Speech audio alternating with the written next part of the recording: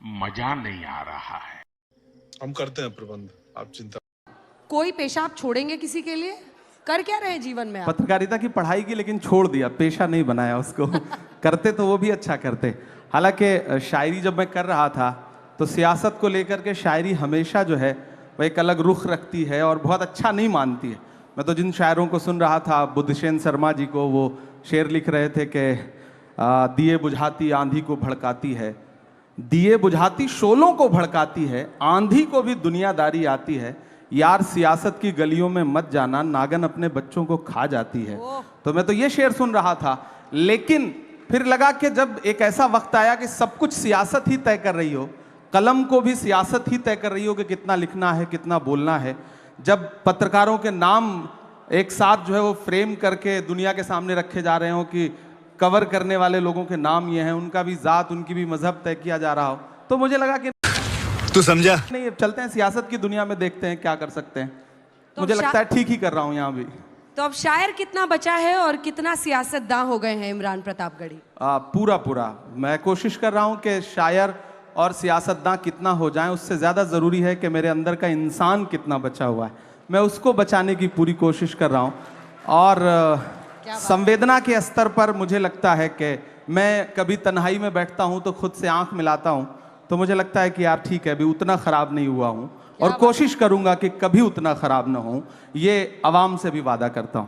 जब तक शायर आईना में देखने के लायक रहे तब तक वो रहता है शायर, इसलिए आपके अंदर शायर तो जिंदा है। शायर समाज का आईना होता है। 33 रैलियां आपने की है महाराष्ट्र में।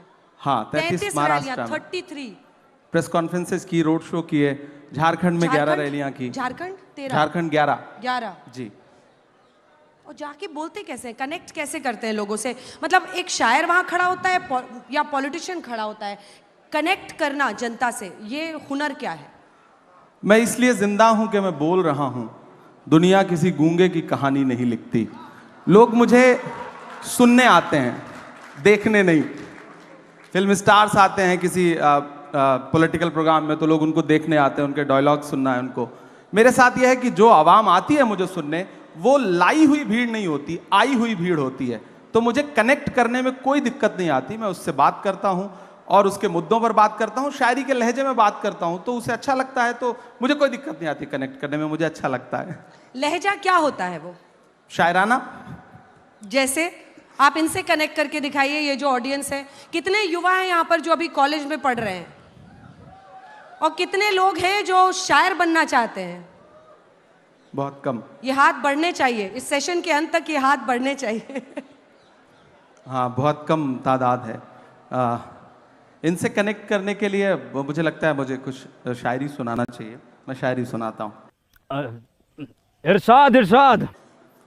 इंकलाब का नारा होगा, इंकलाब का नारा होगा, इंकलाब का नारा होगा, पहला नाम हमारा होगा, होगा, पहला नाम हमारा होगा, धरती के आंसू निकलेंगे, धरती के आंसू निकलेंगे, धरती के आंसू निकलेंगे और समंदर खारा होगा, और समंदर खारा होगा। और आप आग और पानी का जिक्र कर रही थी तो इनके नाम एक शेर के दर्पण कितना प्यारा होगा, दर्पण कितना प्यारा होगा, दर्पण कितना प्यारा होगा, जिसमें अक्स तुम्हारा होगा, जिसमें अक्स तुम्हारा होगा। और इस दौर की जो सच्चाई है कि एक अकेला क्या कर लेता, एक अकेला क्या कर लेता, एक अकेला क्या कर लेता, भीड़ ने घेर के मारा होगा, पहला नाम हमारा होगा। और सियासत में होकर भी हुक्मरानों के नाम ये शेर कि जब तारीख लिखी जाएगी, जब इतिहास लिखा जाएगा, जब तारीख लिखी जाएगी, कैसा हश्र तुम्हारा होगा, इंकलाब का नारा होगा। क्या बात है। शुक्रिया। अब हमें समझ में आ गया कि चाहे आप आग हैं या पानी हैं, आप पानी या आग से कनेक्ट कैसे बना लेते हैं। शब्द आपकी जादूगरी की तरह हैं और आपने हमेशा इसका इस्तेमाल किया है। लेकिन मैंने आपकी बहुत शायरी पढ़ी, मुझे कई बार लगा कि इमरान के अंदर इतना दर्द क्यों है। इमरान के शब्दों में, उनकी लाइनों में दर्द बहुत झलकता है, इसकी वजह क्या है? एक्चुअली जिस दौर में मैं बड़ा हो रहा था, मैं हिंदी साहित्य का विद्यार्थी रहा इलाहाबाद विश्वविद्यालय में, जिस दौर में मैं बड़ा हो रहा था, समाज की घटनाएं मुझ पर प्रभाव डाल रही थी, उस समय सिस्टम एक अलग तरीके से व्यवहार कर रहा था। और ख़ासतौर से मैं जिस समाज से आता हूँ, उस समाज के दर्द को ज़्यादा जल्दी महसूस करता हूँ क्योंकि मैं उसके बीच में रहता हूँ। मैंने उस भेदभाव को, उस सिस्टम के जुल्म सितम को करीब से देखा है। और शायर हूँ तो जाहिर सी बात है कि दर्द तो है दिल में। कोशिश करता हूँ, जुल्म के दौर की तारीख रकम करते हैं, इतना आसान नहीं ये काम जो हम करते हैं, काट देते हैं सदा हाथ हमारे जालिम, और हम फिर उन कटे हाथों को अलम करते हैं। तो हम कोशिश कर रहे थे कि उस दर्द को महसूस करें, और मीडिया जब उस दर्द को, उस जुल्म सितम को अपना हिस्सा नहीं बना रही थी, तो मेरी कोशिश थी कि मेरे पास जो प्लेटफॉर्म है, उस प्लेटफॉर्म का इस्तेमाल उस जुल्म सितम का को गाने के लिए करूं। और मुझे लगता है कि मैं कामयाब रहा बहुत हद तक, और मैंने अपनी बात दुनिया के सामने रखी। मत समझना कि मैं गीत गाता रहा, मैं तो जख्मों का मातम मनाता रहा, ये समझ करके जालिम पिघल जाएगा, मैं तरन्नुम में मातम मनाता रहा। तो मैं मातम मनाता था, लोग उसको सुनते थे, पसंद करते थे। क्या बात है। मैं जुल्म पर मातम मना रहा था, लोग सुनते गए, उसको पसंद कर। ये जुल्म हो किस पर रहा है? वाह दीदी, वाह दीदी। समाज में हाशिए पर मौजूद हर इंसान पर, वो हिंदू भी है, मुसलमान भी है, सिख भी है, ईसाई भी है, और सिस्टम कर रहा है, इसमें कोई दो राय नहीं, आज भी कर रहा है। और उससे एक बहुत लंबी लड़ाई लड़ने की जरूरत है। और सबसे बड़ी जिम्मेदारी है कलमकारों की। कलमकार जो है वो सत्ता का अस्थाई विपक्ष है। हमारी जिम्मेदारी है कि जब मैं शायर बन के बोलूं तो फिर हाकिम से आंख मिला के बात करनी है, वो कोई भी हो, वो हमारा अपना हाकिम क्यों ना हो, तब मैं उससे भी आंख मिला करके बात करके बोलूंगा। जब मैं 2010, 2011, 2012, 14 में शेर लिख रहा था, नज़में लिख रहा था, जो नज़्म मेरे इंट्रोडक्शन में उन्होंने सुनाई कि माँ हम भी तेरे बेटे हैं, वो मैंने 2011 में लिखी थी। मैंने मदरसे की नज़्म 2012 में लिखी। उसके बाद हालात जैसे जैसे बदलते गए, मैंने कोशिश की कि मैं अपने कलम के साथ इंसाफ करता रहूं। सिस्टम जुल्म करता है, इन दिनों थोड़ा बढ़ गया है, आप लोगों ने दिखाना कम कर दिया है, तो हमें और जोर से बावाज़े बुलंद बोलना पड़ता है। बस इतनी सी बात है। लेकिन चूंकि आपने ये चर्चा छेड़ी है, तो आप क्या दोहरा जीवन जी रहे हैं? क्या इमरान को, खुद एक शायर को, एक पार्टी का गुलाम बनना पड़ा ताकि उनकी आवाज़ मैग्नीफाई हो? कई शायर ऐसे हैं जो आज भी ये मानते हैं कि हमें पार्टी और सियासत से कुछ नहीं लेना देना, और उनकी कलम में क्या कम ताकत है। पहले तो आपके सवाल में जो शब्द है, आप आज तक में नौकरी कर रही हैं, तो आज तक की गुलाम थोड़े ही है। बैंड बज गया। मैं एक पार्टी के साथ काम कर रहा हूं, हम किसी संस्थान के साथ काम करते हैं, संस्थान हमें सम्मान देता है, हम संस्थान की विचारधारा के साथ सहमत होते हैं, तब तक साथ चलते हैं। जिस दिन हमें लगेगा कि संस्थान हमारी विचारधारा से सहमत नहीं है, हमारी शर्तों को नहीं मान रहा है, उस दिन ये हो सकता है, मेरा अपना जो उसूल है कि मैं पार्टी तो नहीं बदलूंगा, राजनीति छोड़ दूंगा। हमारी अपनी एक दुनिया है। क्या राजनीति में आना जरूरी हो गया था इमरान? बिल्कुल जरूरी हो बहुत गया। सारे शायर ऐसे हैं जो मानते हैं कि अपनी कलम को आजाद रखना किसी भी एक पार्टी की विचारधारा से उनकी पूरी जिंदगी का लक्ष्य होता है। नहीं, देखिए, आप जिस दौर में जी रहे हैं, इस दौर में अगर आप ये कह रहे हैं कि आप तटस्थ हैं, तो आप सबसे बड़ी सियासत कर रहे हैं। ये कहना कि मेरा सियासत से कोई लेना देना नहीं है, ये सबसे बड़ी सियासत है। जो भी ये कह रहा है वो सबसे बड़ी सियासत कर रहा है। वो अपने आप को सबका रखना चाहता है, और मेरा अपना मानना है कि या तो इधर खड़े हो जाओ या तो उधर खड़े हो जाओ। आज का दौर ऐसा है कि आप सिर्फ जुल्म को बुरा मत कहो, जालिम को बुरा मत कहो, जो अच्छा है उसका साथ भी दो। हम सिर्फ फेसबुक पर, ट्विटर पर, इंस्टा पे पोस्ट कर देते हैं, ये मामला हुआ, ये बड़ा गलत हुआ। जिसके साथ गलत हुआ उसके साथ खड़ा कौन होगा? ये तो लेने के देने पड़ गए। अगर सारे लोग एक सोशल मीडिया पे पोस्ट करके अपनी जिम्मेदारी से अलग हट जाएंगे, तो मुझे लगता है कि साथ देने वालों की कमी आ गई। पहले होता था, बड़े बड़े प्रोटेस्ट होते थे, आंदोलन होते थे, हुकूमतें झुकती थीं। अब क्या है कि हमने फेसबुक पे एक पोस्ट लिख दिया, ट्विटर पे एक ट्वीट कर दिया, हमें लगता है हमने अपनी जिम्मेदारी पूरी कर ली। नहीं, हमें सड़क पर भी उनका साथ देना है। और अगर मैं संसद में भी गया हूं तो मैंने सबसे पहले यूनिवर्सिटी के बच्चों की फीस वृद्धि के खिलाफ संसद में जो पहली स्पीच की मैंने वो वहां पे की। मैं वहां पर हिंदू मुसलमान बन के नहीं गया, मैं वहां एक युवा बन के गया हूं, और मैं लगातार जिस पर भी जुल्म हो रहा है उसके खिलाफ बोल रहा हूं। एक पुरानी आपकी शायरी है जो लोग बहुत वायरल कर रहे हैं, उसकी 2 लाइनें आपको सुनाकर आगे बढ़ेंगे अगले सवाल पे। ये एक शायर का दावा है, कभी भी रद्द नहीं होगा, तेरे कद के बराबर अब किसी का कद नहीं होगा। इलाहाबाद वालों मेरी बात याद रखना, तुम कई सदियों तक कोई अतीक अहमद नहीं होगा। बड़ा पुराना सवाल है और बड़ी पुरानी कविता है ये। मैं इलाहाबाद विश्वविद्यालय में पढ़ रहा था, फ्री स्टाइल, मतलब गांव से आया था। वो शाहिद का एक शेर है कि जो भी मिलता है उसी को देखने लगता हूं मैं, क्या करूं मजबूरियां हैं, गांव से आया हूं मैं तेरे साहिल पे आया था कि देखूं तेरा ज़र्फ, ऐ समंदर किसने तुझसे कह दिया प्यासा हूं मैं। इलाहाबाद विश्वविद्यालय में आया पढ़ने के लिए, किसी धन्ना सेठ की औलाद नहीं था, राजनीतिक परिवार नहीं था, खानदान में कोई शायर नहीं था, तो मुझे तो मंच चाहिए थे। जो भी मंच मिलता था उस पर चढ़ता था, अपनी प्रतिभा दिखाता था, पेमेंट लेता था, घर जाता था। एक वक्त आने के बाद आपको समझ में आता है कि आपकी वैचारिकी क्या है, आपकी विचारधारा क्या है, आपको किन मुद्दों पे लड़ना है। अच्छा, कवि सम्मेलन और मंचों के एक उसूल हैं, आप मंच समझती हैं। यहाँ आने पे आपने 2-4 जुमले बोले, उसके बाद लोग कनेक्ट हुए ना, वरना लोग तो संगीत के असर में थे। तो हम जब मंच पे आते थे तो लोग मुख्य अतिथि के असर में हैं, तो हमने मुख्य अतिथि के लिए 4 पंक्तियां सुनाई, उसके बाद फिर वो सुनाया जो हमें सुनाना था। राजा। अच्छा, ये वही था, तो समा बांधते थे आप। हाँ, इसको समा बांधना ही कह सकते हैं।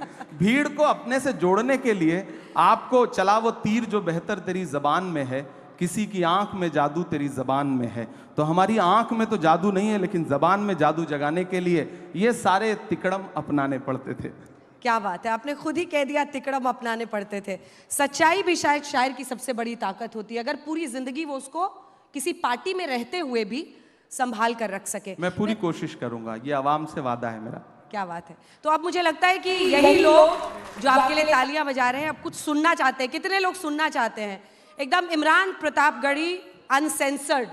और भूल जाइए कि नेता हैं, भूल जाइए कि किस दरबार पे जाकर, मतलब किस पार्टी के साथ जाकर आपको काम करना पड़ता है। देखिए 1956 में, हाँ 1956 में संयुक्त राज्य अमेरिका के उस समय राष्ट्रपति नहीं बने थे यूएस के जॉन एफ कैनेडी। वो हार्वर्ड यूनिवर्सिटी में एक छात्रों से बातचीत कर रहे थे, तो उन्होंने एक बहुत अच्छी बात कही थी। उन्होंने कहा था कि अगर हर राजनेता को शायरी और कविता आने लगे, पोएट्री आने लगे, और हर राजनेता पोएट्री और शायरी करने लगे, तो ये दुनिया जिंदगी जीने के लिए और खूबसूरत हो सकती है। कितनों को सिखाया ये बताइए। अब असल बात ये है, कोई सेंसेस बात की? राहुल जी को भी सिखा रहे हैं, नहीं सिखा रहे हैं? सबसे पहले तो मैं देश की पार्लियामेंट में पहुंचा हूं, और पिछले 2 साल की पार्लियामेंट की तमाम जो स्पीचेस हैं उठा के देखिए, आपको लगेगा कि सारे लोग शायरी सुना रहे हैं। खरगे साहब शायरी सुना रहे हैं, धनखड़ साहब शायरी सुना रहे हैं। एक दिन तो धनखड़ साहब ने, यानी चेयरमैन साहब ने राज्यसभा के, फाइनेंस मिनिस्टर से कहा कि क्या इमरान प्रतापगढ़ी की शायरी पे टैक्स लग सकता है क्या? वो आप वो वीडियो उठा करके देखिएगा। तो आप कोई भी शेर सुनाता जिसको मैंने शेर ना भी लिख के दिया हो, तो चेयरमैन साहब को ये लगता है कि मैंने ही लिख के दिया होगा। तो एक शायराना सा माहौल बना है और मुझे लगता है कि ये अच्छी बात है, एक अच्छा माहौल बन रहा है। और ऐसा माहौल मुझे लगता है कि मोदी जी भी शायरी सुनाते हैं कभी कभी, सुषमा स्वराज जी थी तो बहुत अच्छे अच्छे अशार सुनाती थी, डॉक्टर मनमोहन सिंह साहब अच्छे अशार सुनाते थे, हाँ लालू जी थे तो बहुत शानदार माहौल रहता था सदन का, अडवाणी जी ने भी कभी कभी शायरी सुनाई है। तो मुझे लग रहा है कि आने वाले दिनों में और कुछ लोग सुनाने लगेंगे। मैं तो कोशिश करूंगा कि राहुल जी भी सुनाने अब आडवाणी जी का क्रेडिट मत लेने लगिएगा आप। हम किसी की क्रेडिट नहीं ले रहे हैं, उसकी क्रेडिट हम आपको दे रहे हैं। खत्म हो गया भैया मैटर। हम उनकी कुछ क्रेडिट सुनाइए। नहीं लेंगे। हाँ मैं आपका हुक्म है। मैं सुन नहीं पाए बेजुबानी को,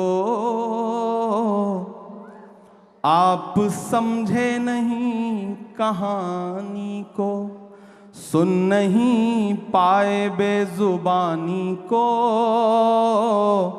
आप समझे नहीं कहानी को। ये जो आतिश परस्त फिरका है, आप आग और पानी की बात कर रही थी, ये जो आतिश परस्त फिरका है, बद्दुआ दे रहा है पानी को, आप समझे नहीं कहानी को और ढूंढ लेती है। मैं दुबई के एक मुशायरे में था तो वहाँ सारे आसपास पूरी एशिया के लोग सुनने आते हैं, उसमें पड़ोसी मुल्क के भी कुछ सामने बैठे हुए थे।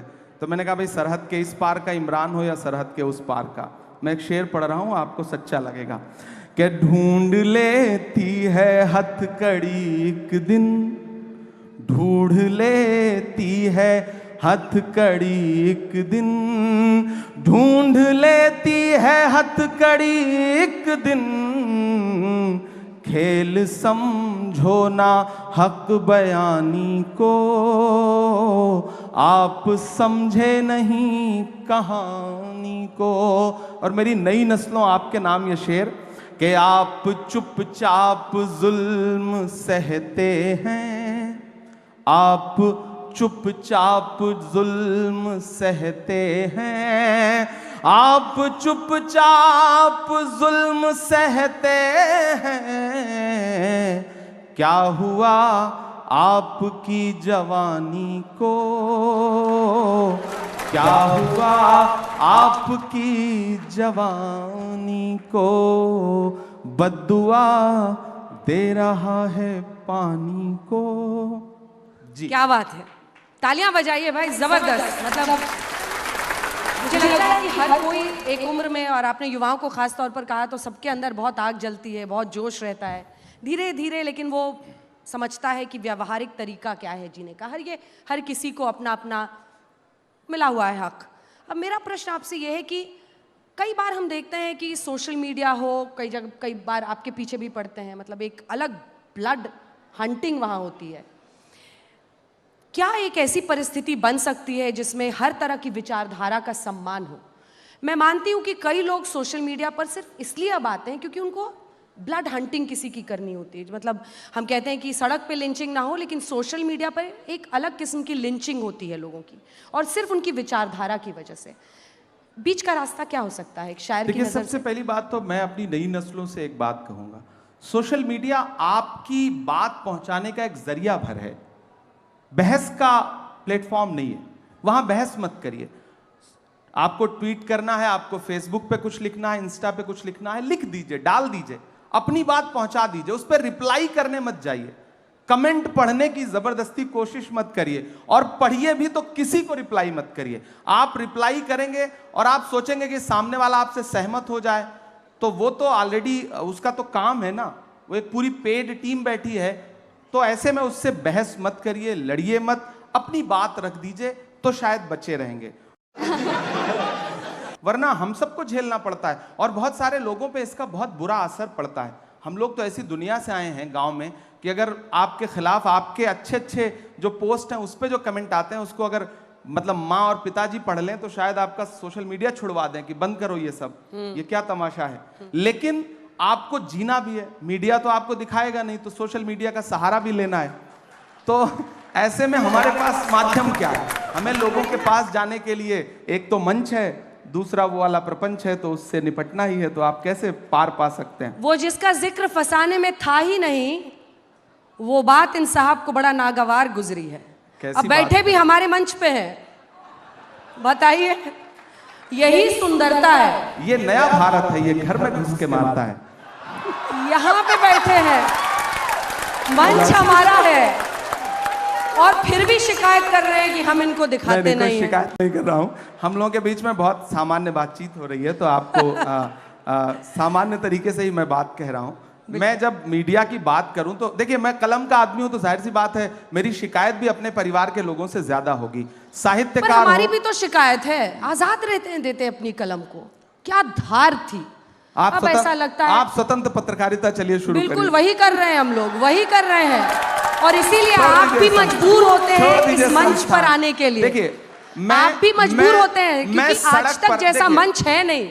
इमरान प्रतापगढ़ी जी, आप भी जानते हैं आज तक जैसा मंच है नहीं। मैं अभी बता दे भाई, मैं महाराष्ट्र गई, शरद पवार से लेकर नाना पटोले ने मुझे इंटरव्यू दिया। क्यों दिया? क्योंकि उनको पता है कि हमारी क्रेडिबिलिटी और सर्वश्रेष्ठता पूरी दुनिया में धमक रखती है, और वो किसी एक व्यक्ति के बोलने से ना तो ऊपर चढ़ती है ना गिरती है। कुछ चीजें स्थायी होती हैं। तभी आप भी आए हैं, आपके कुछ प्रशंसक आगे की कतारों में बैठे हैं, वो भी इसीलिए आए हैं क्योंकि उनको पता है कि यहाँ पर से जो हम वीडियो एडिट कर करके डालेंगे वो वायरल होगा। अंजना जी देखिए, तुम्हारी बज़्म के बाहर भी एक दुनिया है। मेरे हुजूर, बड़ा जुर्म है ये बेखबरी। आज तक बहुत अच्छा संस्थान है, मैं किसी एक संस्थान को क्रिटिसाइज नहीं कर रहा हूँ। तो बाकियों का भड़ास यहाँ मत निकालिए। हम यहाँ अगर आए हैं ना, तो आपने हमें बुलाया है, हम तब आए हैं। बिल्कुल, हमारे मेहमान हैं आप। हमने कितने सांचों में ढल के आए हैं, कितने सांचों में ढल के आए हैं, ख्वाब की तरह पल के आए हैं। तुम सिफारिश से जहां पहुंचे हो, हम वहां खुद ही चल के आए हैं। तो हमें तो बुलाया गया,